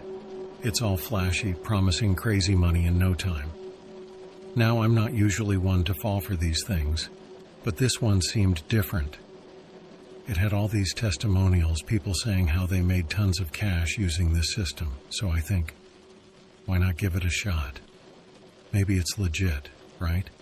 I mean, who wouldn't want to make some quick cash without breaking a sweat? I click on the ad, sign up, and deposit some money, and then I wait, and wait, and wait some more.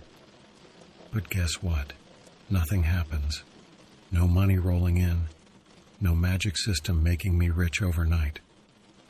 Instead, I start getting these weird emails from the site's support team talking about technical issues and delays. They keep stringing me along, making me think the money's just around the corner. But deep down, I know it's all BS. Weeks go by, and I realize I've been scammed. My savings, gone. Poof. And to make matters worse, I'm in debt now, thanks to this stupid get-rich-quick scheme. But that's not even the worst part. See, once these scammers know they've got you hooked, they don't let go. I start getting threats, messages demanding more money, and warnings about what'll happen if I don't comply. It's like being in a nightmare that just won't end. I fell for their trap, their smooth talk about easy money, and now I'm paying the price. And let me tell you, it's a steep price to pay for a lesson in being too trusting. After losing my money to that scam, things got even worse. I realized I was knee-deep in a mess I couldn't easily get out of. First, there were these weird messages flooding my inbox, not just from the scammers who took my cash, but from other shady folks on the dark web. They knew I fell for one scam, so they figured I might fall for another. At first, it was just threats, saying they'd do bad stuff if I didn't cough up more cash or do what they said. But then, they started talking about things from my life, stuff I never shared online. It felt like they were watching me, waiting for me to mess up so they could pounce. And then came the offers. Deals that sounded amazing, just like the first scam. But I knew better this time. I could see through their tricks. Their empty promises meant to reel me back in, but despite my caution, I couldn't shake the feeling of being watched. Every time I logged on, it was like walking into a lion's den, with hungry predators eyeing me up. I tried to cut ties to stay away from that dark side of the internet. But it's not that simple. Once you're in, it's hard to escape without leaving a trail. And that's the thing about the dark web. It leaves its mark on you, a mark that's not easy to erase. So here I am, stuck in this mess of scams and threats, wishing I'd never clicked on that stupid ad. It's a lesson I won't forget, a harsh reminder of the dangers you can find online. Things got weirder after I fell for that scam. It was like someone was watching me all the time, and it freaked me out. First, I noticed little things happening around my place. Doors left open when I swore I closed them. Weird noises in the middle of the night. I thought maybe I was just tired or imagining things, but deep down I knew something was off. Then came the moments that scared me the most. I'd see someone out of the corner of my eye, like a shadow moving in the dark. But when I turned to look, there was nobody there. I tried to tell myself it was just my mind playing tricks. But then I started finding notes outside my door. Creepy messages that hinted at stuff only I knew about. It was like whoever was doing this had been watching me for a long time. I couldn't sleep properly. I was always on edge, looking over my shoulder, wondering if today would be the day they showed themselves. It was like being in a horror movie, except this was real life, and I had no idea who was behind it all. I wanted to ask for help, but who would believe me? Who would take me seriously if I said I was being watched by someone from the dark web? So, I kept quiet, living in fear, waiting for the moment when my stalker would make their move. And each day that passed made me more terrified, knowing that there was someone out there, watching and waiting, with unknown intentions. As the days went by, the feeling of being watched turned into a constant dread. It wasn't just about someone following me. It was the uncertainty of not knowing who or why. I started noticing things going missing. Small items at first, like keys or pens. I brushed it off as forgetfulness, but then more valuable stuff started disappearing. Money from my wallet, jewelry that I swore I left on the dresser. I searched everywhere, turning my place upside down, but there was no sign of forced entry or any clues about who might be behind it. It was like whoever was doing this was invisible, slipping in and out without a trace. And then came the messages again. This time, not just notes, but emails and texts. They knew personal details about me, stuff I never shared online or with anyone. It was like they had access to my life, my thoughts, my fears. I changed my locks, installed security cameras, but it didn't make me feel any safer.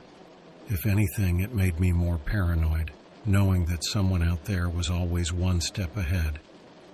I tried reaching out to tech experts, to the police, but without solid evidence, there wasn't much they could do. It was frustrating, feeling like I was fighting an invisible enemy with no face and no name. I couldn't trust anyone, not even my friends or family. How could I, when I didn't know who was watching, who was listening, who was waiting for the right moment to strike? Every noise at night, every creak of the floorboards sent shivers down my spine. I was living in constant fear, trapped in a nightmare that I couldn't wake up from. And as each day passed, I wondered if I'd ever find out the truth, or if I'd be forever haunted by this unseen threat from the dark web. The days turned into weeks, and the weeks into months, but the terror never faded. It was like a dark cloud hanging over me, always threatening to unleash its fury. I became obsessed with finding out who was behind all of this. I spent countless hours scouring the dark web, trying to track down any leads or clues that could lead me to my tormentor. But the more I dug, the more I realized how deep and twisted this rabbit hole went. It wasn't just one person. It was a network of hackers, scammers, and criminals, all interconnected in ways I couldn't comprehend. And then one day I stumbled upon something that shook me to my core. A chat log. A conversation between two dark web users discussing their latest victim, me. They talked about how they'd been watching me for months, gathering information, waiting for the perfect moment to strike. They gloated about how easy it was to manipulate me, to make me doubt myself and question my sanity. I felt sick to my stomach, realizing that I'd been played like a puppet on strings. These people weren't just after money or personal information. They were after my sanity, my sense of security, my very life. I knew I had to act fast. I gathered all the evidence I could find, every chat log, every threatening message, and I took it to the authorities. It wasn't easy convincing them at first, but as I laid out the facts and showed them the extent of the cyber terror I'd been subjected to, they started to take me seriously. It took months of investigations, raids on dark web servers, and countless sleepless nights. But eventually they caught the mastermind behind it all, a notorious hacker who thrived on preying on innocent victims like me. With their arrest, the nightmare finally ended, but the scars they left behind would never fully heal. I lost trust in the online world, in strangers, in myself. But through it all, I learned a valuable lesson. The dark web may promise secrets and thrills, but the price of curiosity can be deadly. It's a warning I'll never forget, a cautionary tale I'll carry with me for the rest of my days.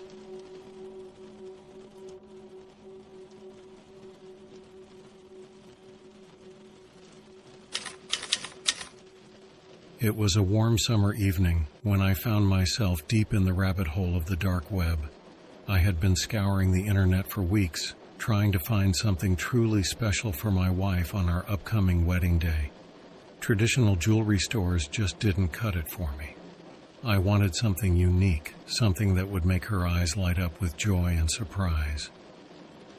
That's when I stumbled upon a forum thread discussing mysterious items with supposed magical properties. It was like stumbling into a secret world, full of whispers and legends. Intrigued, I delved deeper, navigating through encrypted messages and hidden links until I came across a listing that piqued my interest. A ring said to be imbued with ancient powers, passed down through generations of dark magic practitioners. The seller's description was captivating. They claimed that this ring had the ability to bring luck, wealth, and happiness to its owner. It was a tantalizing promise, one that I couldn't resist. Without much hesitation, I decided to take the plunge and placed my order. The transaction was a nerve-wracking experience. It felt like dancing on the edge of legality, with each step bringing a mix of excitement and apprehension. Weeks went by, and I had almost forgotten about the ring until a nondescript package arrived at my doorstep. Inside was the ring, a simple silver band with a small, unassuming gemstone. But there was something about it, a subtle aura of mystery that sent a chill down my spine. Ignoring the warning signs, I tucked the ring away, eagerly anticipating the moment I could present it to my wife. The day of our wedding arrived, and as she stood before me in her beautiful gown, I couldn't wait to see her reaction. I pulled out the ring, expecting her eyes to light up with joy. And they did at first. She admired the craftsmanship, the delicate etchings on the band and the mesmerizing sparkle of the gemstone. But as the day wore on, I noticed a subtle change in her demeanor. She seemed distant, lost in thought, and occasionally I caught her staring at the ring with a strange intensity. That night, as we settled into bed, she turned to me with a look of concern. "Do you feel that?" she asked, her voice barely above a whisper. I felt a shiver run down my spine as I realized she was talking about the ring. From that moment on, things took a dark turn. My wife's health began to deteriorate inexplicably. Doctors were baffled, unable to diagnose her condition. She grew weaker with each passing day, her once vibrant energy fading into a mere shadow of itself. I couldn't shake the feeling that the ring was somehow to blame. It felt like a curse, haunting our lives and draining the life out of my beloved wife. But I couldn't bring myself to get rid of it. It held too many memories, too much hope and anticipation. Now, as I sit here recounting these events, I can't help but feel a sense of dread creeping over me. The ring sits in its box, a silent reminder of the darkness that lurks in the shadows of the dark web. And my wife, my beautiful wife, lies in bed, a mere shell of her former self, trapped in a nightmare that I brought upon us. As days turned into weeks, my wife's condition worsened. She was plagued by mysterious symptoms, unexplained fatigue, persistent nausea, and a haunting pallor that seemed to drain the life from her once radiant face. Doctors were at a loss, unable to pinpoint the cause of her illness. I couldn't shake the feeling of guilt that gnawed at me day and night. Was it the ring? Had my quest for something unique and special led to this nightmare? I couldn't bring myself to tell anyone about my suspicions, fearing they would dismiss me as delusional or worse, blame me for my wife's suffering. Meanwhile, the ring seemed to take on a life of its own. It would mysteriously appear in places I hadn't left it, as if taunting me with its presence. At night, I would hear whispers, faint and indistinct, as if the ring held secrets that it was desperate to share. I tried to ignore it, to push aside the growing sense of unease that had settled over our home. But every time I looked at my wife, pale and weak in her hospital bed, I couldn't help but feel a deep sense of regret. One night, as I lay awake beside her, I heard her muttering in her sleep. Her words were garbled and disjointed, but one phrase stood out clearly amidst the confusion. "The ring," it calls to me. I froze, my heart pounding in my chest. Was the ring somehow communicating with her? Was it the source of her suffering? I made a decision then and there. The ring had to go. I couldn't let it destroy us any further. But as I reached for the box where I had hidden it, a wave of dread washed over me. The ring seemed to pulse with a malevolent energy, as if daring me to defy it. I hesitated, my hand hovering over the box. Should I destroy it? Should I bury it deep in the earth, hoping to rid ourselves of its curse? But before I could make a decision, a sound echoed through the room. A faint, mocking laughter that sent chills down my spine. And in that moment I knew. The ring wasn't just cursed, it was alive, and it was hungry for more than just our happiness. It wanted our souls. Things were getting worse by the day. My wife's health was going downhill fast, and nobody had a clue why. Doctors scratched their heads, tests came back inconclusive, and I was left feeling helpless and desperate. The ring, that damn cursed thing, seemed to mock me from its spot on the dresser. I knew deep down it was the cause of all this, but I couldn't bring myself to get rid of it. It felt like I was in a nightmare I couldn't wake up from. I started digging deeper into the dark web, looking for any clues or answers. What I found was a mix of creepy stories and warnings about messing with dark magic. People talked about cursed objects that brought nothing but misery and suffering to those who owned them. It sent a chill down my spine, realizing I might have stumbled into something way beyond my control. I tried talking to others about it, warning them of the dangers, but nobody took me seriously. They thought I was just spinning wild tales, caught up in some online conspiracy. But then something strange happened. I started hearing whispers at night, faint voices that seemed to come from nowhere. And in my dreams, I saw visions of the ring, pulsing with a dark energy that filled me with dread. I knew I had to do something to confront whatever evil was lurking in that ring. But I was scared. Scared of what I might uncover. Scared of the consequences of facing the truth. Yet, as I looked at my wife, pale and weak, I knew I couldn't let fear hold me back. I had to find a way to break this curse, to save her and our future together. It was a daunting task, but I had no other choice, so I decided to do something about it. I mean, how could I just sit there and watch everything fall apart? I started looking stuff up, trying to find anything that could help.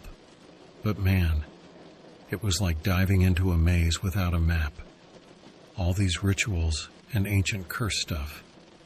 It was like reading a foreign language. I reached out to people, experts in this weird occult stuff. Some thought I was nuts. Others gave me this cryptic vibe like they knew something they weren't saying. But I kept going, driven by this crazy mix of desperation and determination. I found this ritual, supposed to break the link between cursed objects and their victims. It sounded sketchy, I won't lie. But at that point, I was willing to try anything. So, one night, I gathered what I needed and went for it. I was chanting, burning herbs, doing all this stuff that felt straight out of a B-movie. And for a moment, I felt this weird surge of energy, like something was happening. But then I heard it. The laughter. Creepy, mocking laughter that made my skin crawl. I knew right then and there that it didn't work. The curse was still there, stronger than ever. It was like poking a hornet's nest, and now those cursed hornets were buzzing around us, ready to sting. I felt defeated, man. Like I had thrown everything I had into this fight, and it wasn't enough. But I couldn't just give up. Not when my wife was still suffering because of that damn ring. I made a promise to myself that night. I wouldn't stop searching, trying, doing whatever it takes to break this curse.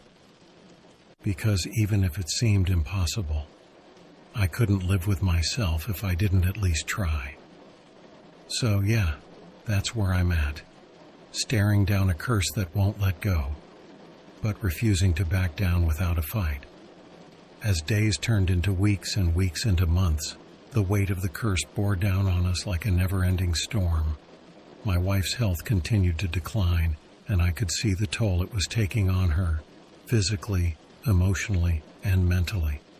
I tried everything, talked to anyone who would listen, but it felt like I was screaming into the void. The dark web, with all its mysteries and dangers, seemed like a bottomless pit of despair. And then, one night, everything changed. I received a message, a cryptic one from an unknown sender.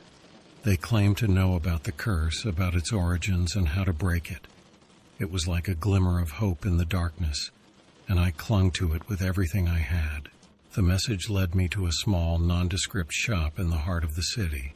The owner, a wizened old man with eyes that seemed to see right through me, listened to my story in silence.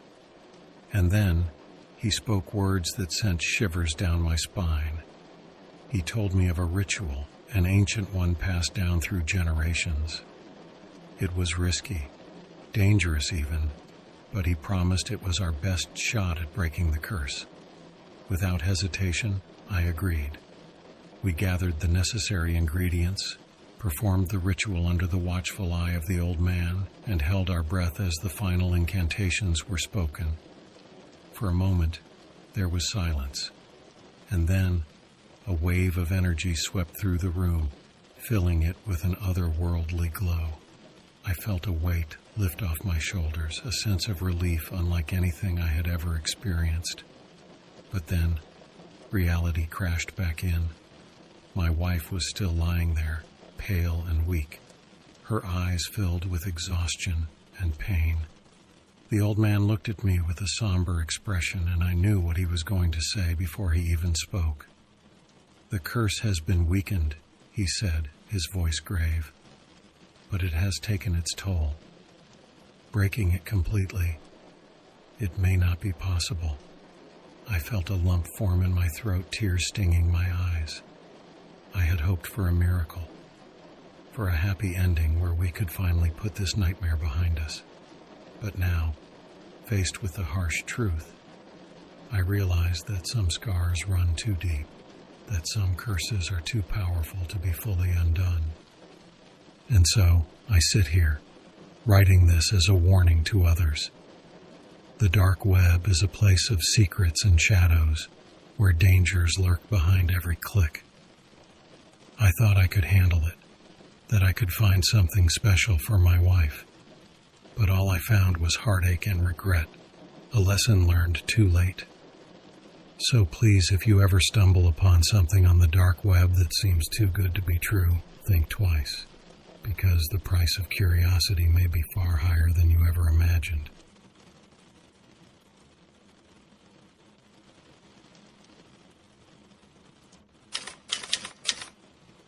I stumbled upon this shady part of the internet, where people talked about classified stuff from government agencies like FBI and CIA. They claimed to have leaked documents that were supposed to be top secret. It sounded like something out of a movie, and I couldn't resist checking it out. The more I clicked around, the more I found these files that looked legit. Stuff about secret operations, surveillance programs, you name it. But there was one file that caught my eye, and it was all about supposed encounters with aliens and how the government was covering it all up. I thought it was all just conspiracy theory nonsense, but I downloaded it anyway out of curiosity. That's when things went south real fast. As soon as the download finished, my screen flashed with a warning message in big red letters, saying something about accessing classified info being illegal. It also said they traced my location, and I freaked out. I shut down my computer and tried to erase any trace of what I'd done, but I knew it was too late. The thought of the FBI and CIA coming after me for this was terrifying. It was like I had opened a door I shouldn't have, and now there was no going back. After that warning popped up on my screen, I couldn't stop feeling like I was being watched. Every little noise outside made me jump, and I couldn't focus on anything else but the fear of the FBI and CIA coming after me. I tried to go about my usual routine, but I couldn't shake this feeling of dread. I started avoiding going out unless absolutely necessary, always looking over my shoulder, wondering if someone was following me. Days passed, and my anxiety only grew worse. I was constantly on edge, my mind racing with all sorts of terrifying thoughts. What if they were tracking my every move? What if they were closing in on my location right at that moment? What if I was already a target? I thought about reaching out to a lawyer or someone who could help, but I was too scared. What if they traced my call or email and used it against me? I felt completely trapped, like there was no way out of this nightmare. As I sat in front of my computer, trying to find any information that could help me avoid getting caught, a terrifying thought crossed my mind. What if there was more to those classified documents than I realized? What if I stumbled onto something bigger and more dangerous than I could handle? The idea sent a chill down my spine. I had unknowingly gotten myself into a mess that was way over my head. The anxiety was suffocating, and I felt like a hunted animal, with nowhere to run and no one to turn to for help. As time passed, the fear and worry just kept getting worse. I felt like I was constantly looking over my shoulder, afraid that at any moment someone from the FBI or CIA would show up at my door. I tried to be careful, using different devices and changing up my internet habits, but it felt like no matter what I did, I was always one step away from being caught. Every little noise or unexpected visitor sent me into a panic. I couldn't sleep properly anymore. Every night I'd lie awake, thinking about all the ways this could go wrong. I couldn't trust anyone, not even my closest friends or family, because I was scared they might inadvertently say something that could lead the authorities to me. I started considering drastic measures, like leaving the country or going off the grid completely. But deep down, I knew there was no easy way out of this mess. I had stumbled into something way over my head, and now I was paying the price in constant anxiety and fear. As time went on, I couldn't shake this constant sense of being watched. Every little thing seemed suspicious, like random cars parked nearby or unfamiliar faces in the crowd. I started wondering if I was being followed or monitored. I tried to be smart about it, changing my routines, using secure messaging apps, and being extra cautious online. But no matter what I did, I couldn't shake this feeling of impending doom. The stress was getting to me. I couldn't focus on anything else, always on edge, always looking over my shoulder. I stopped going out as much, afraid that every outing could lead to trouble. Even at home, I felt like I was living in a prison of my own making. Every sound outside made me jump. Every phone call felt like a potential threat. I couldn't sleep properly anymore, haunted by nightmares of being caught and punished. I thought about turning myself in, hoping for some leniency, but the fear of what would happen next kept me from taking that step. I felt trapped, like there was no way out of this mess. As time passed, I realized I couldn't keep hiding. The pressure was suffocating, and I had to do something about it. I gathered all the evidence I had, every detail of how I stumbled into this mess, and how I tried to protect myself. I reached out to a lawyer, someone who could help me navigate the legal maze I found myself in. We came up with a plan, a risky one, but it was the only shot I had at clearing my name. I also contacted a journalist. I knew the risks, but I needed someone with the guts to dig into the leaked documents and expose the truth behind the government's pursuit of me. When the story finally broke, it was like a weight had been lifted off my shoulders. The truth was out there for everyone to see, and I finally felt a glimmer of hope. But it wasn't an easy road. I lost a lot along the way. My sense of security, my peace of mind, and even relationships strained by the stress of it all. In the end, I may have avoided immediate capture, but the scars of that ordeal are still with me. I learned the hard way that diving into the dark corners of the internet comes with consequences, ones that I'll carry with me for a long time.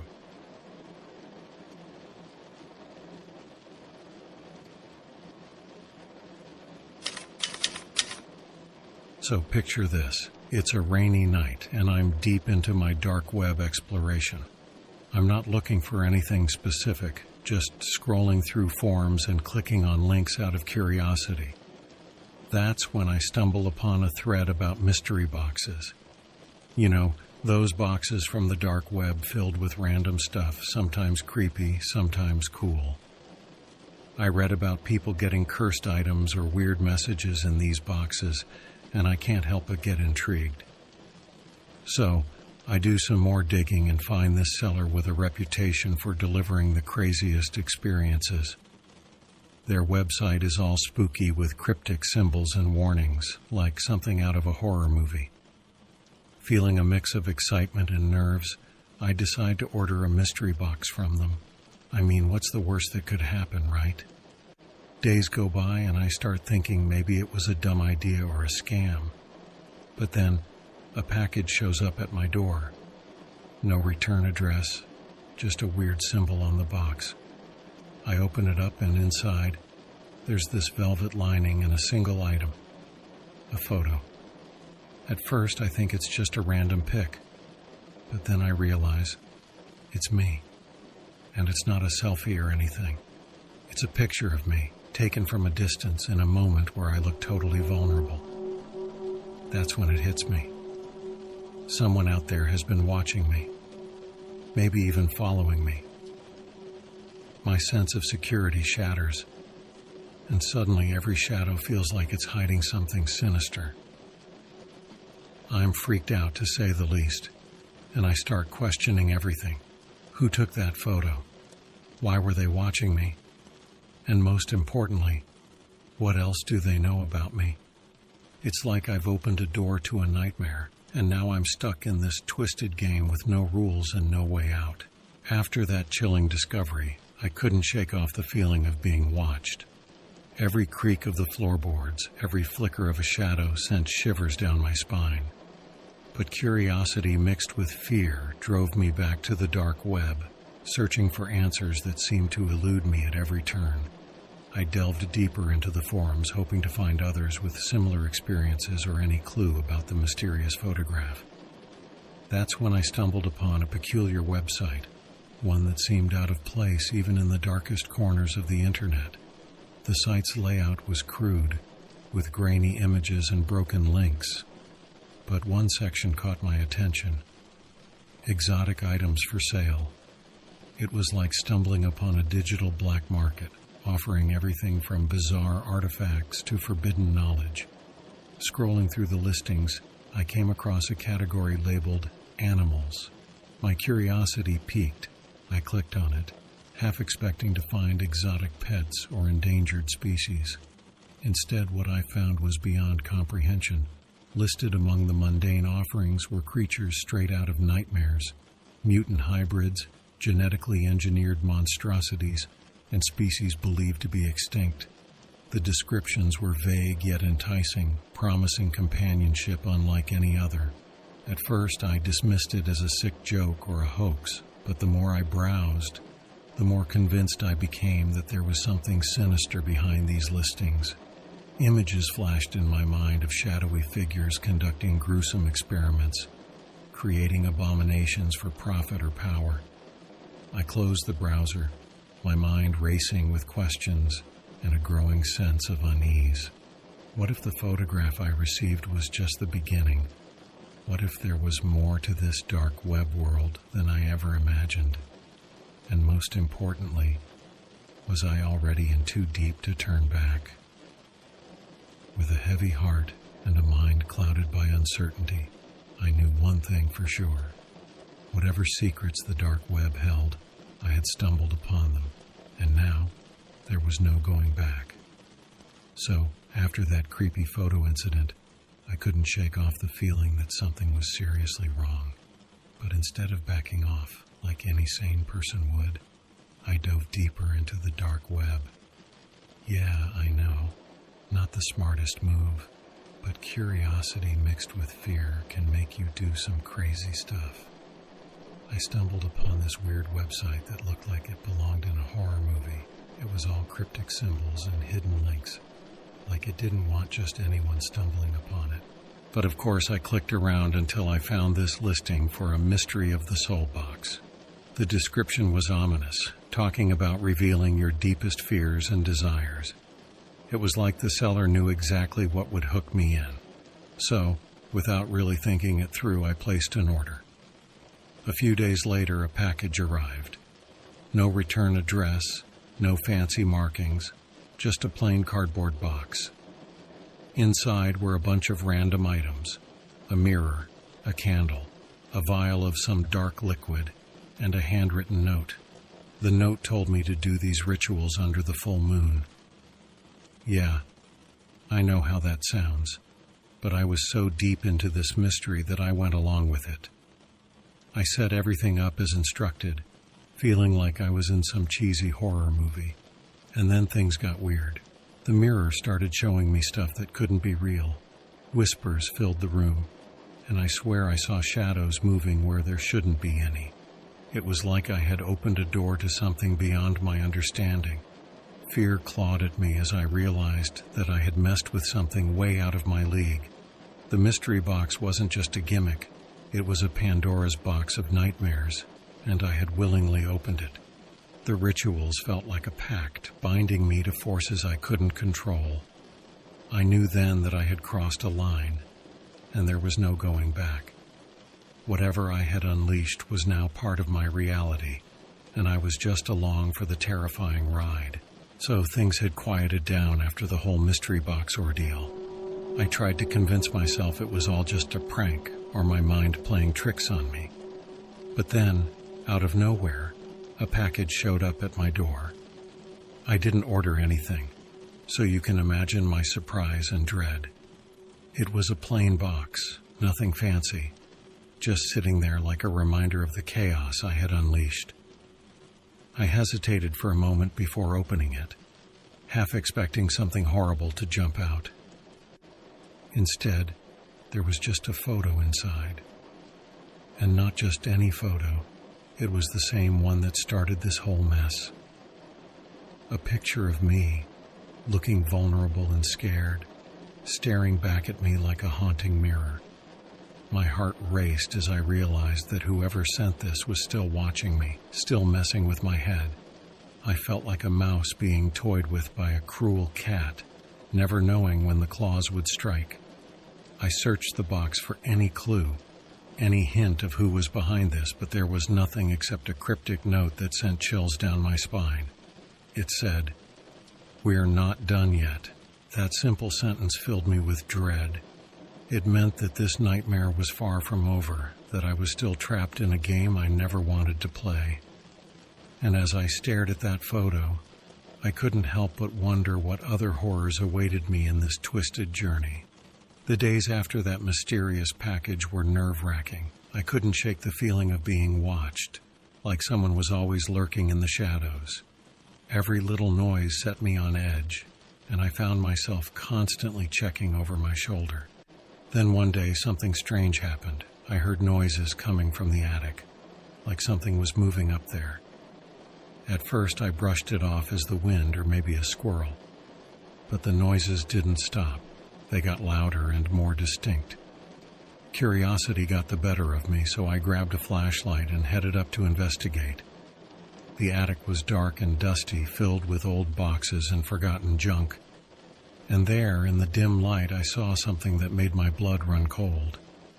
A strange figure, hunched over and rummaging through the clutter. I froze, not sure if I was hallucinating or if someone had broken in. But as I watched, the figure turned towards me, and I realized with a shock that it was wearing my clothes, a perfect replica of me.